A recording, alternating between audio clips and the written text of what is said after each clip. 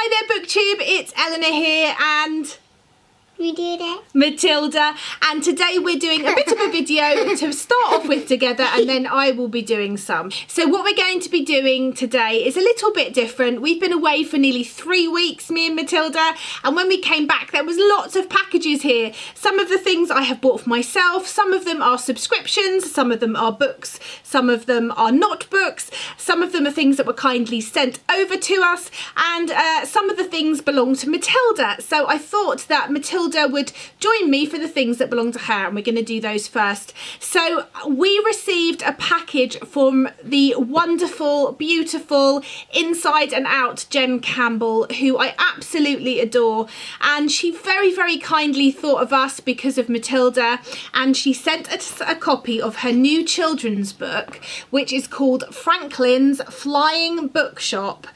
What do we think? What's our first impressions of this, Matilda? I like the little girl. You like the look of the little girl. And what about the cover? Do we think it's beautiful? Yeah, I think the black cover looks like it's night time, like they're flying in night time. Shall I read you what it says that the book's about? Yeah.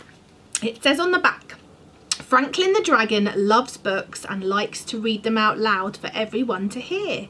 If only the village folk weren't so terrified of him. Fortunately, he finds a kindred spirit in Luna who loves stories just as much. Together Luna. You like Luna. Together they hatch a plan to open a bookshop. A flying bookshop, that is, right on Franklin's back. Do you think this is going to be a good story? Yeah. Shall we have a little look and see what the pages look like inside? What? Oh look! Constructed a knight. It's a knight. Ooh. Oh, it's lovely, isn't it? Do we think... Whispering is scared of him. Oh, is that what you think? Yeah, okay, let's... But Risco liked him, but he doesn't like him. Oh, wow. So we've just finished reading Franklin and the Flying Bookshop by Jen Campbell and illustrated by Katie Harnett. So Matilda's going to talk about what she liked. I liked the thing about where Luna told the people, but Franklin was nice. Oh, that was good, wasn't it? It was nice because she stood up for him because he was really sad because he really had lots of books to read, didn't he? But he didn't have anybody to talk to about them. And actually, the favourite bit that I liked in that story was the dragon and the bookshop. Well, we love books, don't we? Yeah. And bookshops and dragons, don't we? Yeah, I haven't seen a dragon in real life for 24 years. She hasn't seen a dragon in real life for 24 years. Well, we've got a dragon here, Matilda. Yeah. Haven't we? Would we like to meet Franklin in real life? Well, we can't. We'll have to go in their world then. Well, we would have to go in their world, but would we like to if we could? Yeah, me, I'd like to. I'd like to go in the bookshop and go for a fly, would you? Yeah. Yeah. So it's a winner for us. Mommy. What would we give this one out of 5? 10. 10! You heard it from the horse's mouth. 10 for this one. So thank you so much to Jen who sent this to us. Thank you. Thank you so much. So 2 other things that Matilda also gets arrived. One is a Mr. Maker box, which we really enjoy, and this comes from Toucan, the website Toucan, and we also get their own Toucan box. These come in the post. You can get them, I think, fortnightly or once a month, and these have different projects inside for us to do together and to make. So Matilda's really excited about these because it just gives us a little craft activity that takes sort of half an hour to an hour and sets us a little task to do together. Inside is always all the things you need, the scissors, the glue, the glitter, or whatever they are. And we just really enjoy these. They're pretty inexpensive. They're sort of £3 or £4 a time, and we really enjoy them. It just gives us a little activity to do together. So to give you an example, in this time round, our Mr. Maker one is a chance for Matilda to make a clown mask and a ring toss. So you get a really cool little basic instruction sheet, which is really simple to follow. And then in the box, if you can see without me losing everything is all the bits that you need to make that, and it's just really nice. We can do it together. She can read the instructions herself, which I think is really lovely. And then in the toucan box this time round, we've got making a flower bouquet, and with this one you get the instructions to make the flower bouquet, you get all the stuff that you need, and then you also get a little booklet, and it gives you some extra activities you can do. So this time it's about making a bean plant. There's like a little thing to put your observation as you're growing.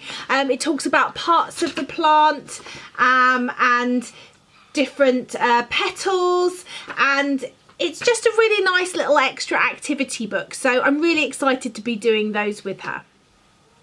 So as you can see, we really like those bits. Matilda's gone off now, so I can just quickly talk about some of my bits.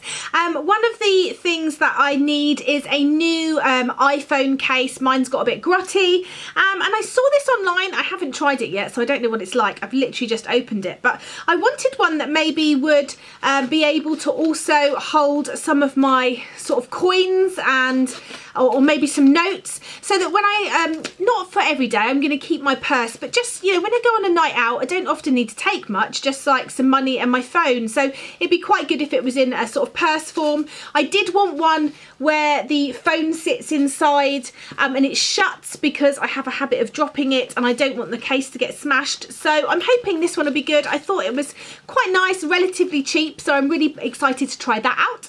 Some random things I just thought I'd show because they had arrived while we were gone is the two magazines that I actually subscribe to. The first one is Good Housekeeping. I find as I get older, magazines like Glamour, Cosmo, I don't find that they do much for me anymore, mainly because I feel like they're much more fashion focused, and if you knew me, I'm not a big shopper. I'm not great with fashion. I just sort of buy a lot of stuff in M&S and stuff that I'm comfy in, and I'm not into fashion. It's not a passion for me. And I do find what I really like about Good Housekeeping is they always have really inspirational women on there, maybe in the sort of second stages of their lives, which I'm sort of starting to be in now. And the conversations they have with them and the interviews they do, I think, are great. In here, there's some good recipes. There's always some good makeup, some home decor, and I really love what they talk about. And there is some style in there, but really it's much more focused on sort of women empowerment and sort of things that I might need, like, you know, anti-aging. And then the other one that I've been getting since January is Veggie Magazine, because I am not a vegetarian, I'm pescatarian because I still eat fish, but I really enjoy this. It gives me some inspiration on recipes and some vegetarian products and various different sort of tips and tricks. Oh, this looks good. I haven't actually looked through it yet, but this looks like it's giving us some ideas for some sort of some veggie salad things, which would be great when I go to work to sort of take in these sort of mason jars. I do love a good mason jar salad, actually. It's something I'm really into. So yeah, this is some ideas for some vegetarian salads. So I'm really looking forward to getting through this, and I just love receiving these every month. They always give me a few things to think about. So these are the two magazines that I'm subscribed to. So next, I just want to talk about some books I was sent, some books I bought cheekily when I was on holiday, and some books that yeah, I was sent by publishers. So the first one, back to Jen, who has just sent out the proofs of her short story collection. I'm so excited for, and I'm really excited because there was two proofs. There was a night proof and a day proof, and I got the night proof, which I'm really excited because I think it's beautiful. And her book is The Beginning of the World in the Middle of the Night, by Jen Campbell. It's from the sounds of it, it's going to be a wonderful short story collection. The proofs are absolutely enchanting. On the back it says stories of family and magic, lost souls and superstition, spirits in jam jars, mini apocalypses, animal hearts and sideshows. Mermaids are on display in the local aquarium. A girl runs a coffin hotel on a remote island. That is the one I'm so excited to try. And a couple are rewriting the history of the world in the middle of the night. I can't wait. I love Jen's writing. I can't wait to read these, and I will be getting back to you about them. Plus they came with some yummy looking silver Smarties, which I can tell you now, are not going to last very long. Another proof I was very kindly sent The Beast is an Animal by Paternel van Arsdale. And this is a beautiful looking book with some really beautiful French flaps. This book intrigues me. I believe it's middle grade. It says, Alice was the only one to see the Soul Eaters when they came to her village. The others were sleeping. They never woke up. Now an orphan, Alice knows the full danger of the Soul Eaters. She's heard the nursery rhymes the children sing about the twin sisters who feed on souls. She's seen people disappear into the forest and never come back. So why then does she find herself mysteriously drawn to the forest? Is she what everyone around her says she is, a witch? Alice soon finds herself on a journey that will take her to the very heart of the forest, where she must decide where true evil lies and face the thing they call the Beast. So I'm really excited to try this. I don't read enough middle grade, so I'm looking forward to getting stuck in. So thank you so much to the publishers for sending me this one. And then for some cheeky books I picked up myself. I've wanted to try this for ages, and that is The Miseducation of Cameron Post by Emily M. Danforth. I believe this is an LGBTQIA+ book about a girl who realises that she is a lesbian and living in this sort of small conservative town in Montana. And then I picked up The Start of Me and You by Emery Lord. This is the book about a girl whose boyfriend has died in a swimming accident and her coming to terms with that grief and moving forward. I'm looking forward to this. Then there is A Study in Charlotte by Brittany Cavallaro. This is sort of a Sherlock Holmes story with a modern day Watson and Holmes. I don't know too much about this, but I'm really excited, and I think it's set in a school. And then finally, I picked up Beartown by Fredrik Backman. I just really wanted to try this one. I haven't had the greatest run with Backman's books. He wrote My Grandmother Asked Me to Tell You She's Sorry. I didn't like it, I DNF'd it, but this sounds really good. It's sort of been said to be a little bit like Friday Night Lights with sort of a darker side. I watched a documentary recently about this small town in America where some very prominent schoolboys who played American football and were sort of the town heroes raped a girl, and how the town turns against her and how her life changed and how difficult it was for her. And I believe this may be a very similar idea. It says, people say Beartown is finished, a tiny community nestled deep in the forest. It's slowly losing ground to the ever-encroaching trees, but down by the lake stands an old ice rink built generations ago by the working men who founded this town, and that ice rink is the reason people in Beartown believe tomorrow will be better than today. Their junior ice hockey team is about to compete in the national semi-finals, and they actually have a shot at winning. All the dreams of this place now rest on the shoulders of a handful of teenage boys. Being responsible for the hopes of an entire town is a heavy burden, and the semi-final match is the catalyst for a violent act that will leave a young girl traumatised and a town in turmoil. Accusations are made, and like ripples on a pond, they travel through all of Beartown, leaving no resident unaffected. Beartown explores the hopes that bring a community together, the secrets that tear it apart, and the courage it takes for an individual to go against the grain. It's the story of a small forest town. Fredrik Backman has found the entire world. So I'm hoping this one will be for me, because I really want to like this author. So fingers crossed. And then the final thing I want to show you is I was very kindly sent this box. You will have seen a lot of boxes similar to this being unboxed recently, because I know that a lot of people have put unboxings on their channel. Ooh, I'm excited though, nonetheless. I was sent this. I found this when I got home. It's a beautiful black box.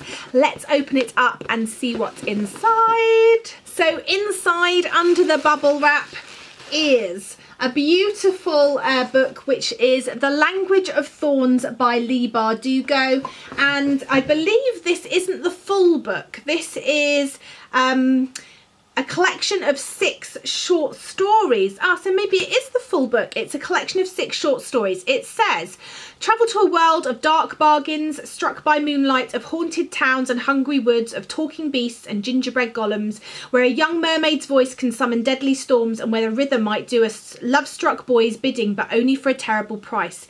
Inspired by myth, fairy tale and folklore, the New York Times #1 best-selling author Leigh Bardugo has crafted a deliciously atmospheric collection of short stories filled with betrayals, revenge, sacrifice and love. Perfect for new readers and dedicated fans, these tales will transport you to lands both familiar and strange, to a fully realised world of dangerous magic that millions have visited through the novels of the Grishaverse. So it's 6 short stories, includes 3 brand new tales, all of them lavishly illustrated with art that changes with the turn of each page. And as you can see, it's beautiful inside.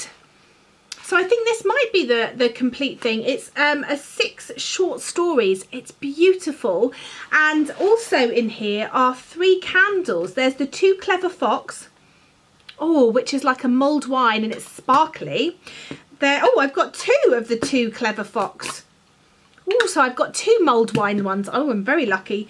And I've got a Little Knife, which is a Mountain Breeze smelling one. So I'm assuming that the Too Clever Fox and the Little Knife are 2 of the stories in here. Let's have a look. Okay, so this is a sampler because it just gives you 3 of the 6 short stories. The Too Clever Fox, The Witch of Duva and Little Knife. So I think maybe someone's put in 2 of the same candles by mistake and there should be maybe 1 for each of the short stories. But that's fine, I'm totally down with that. I love mulled wine. So I'm really excited to try these 3 short stories while my candle is lit. So that is everything that has sort of come in the post since I've been away. I know it's a little bit different, showing a few different things there, but I hope that's okay. And I look forward to speaking to you soon. Bye for now, BookTube.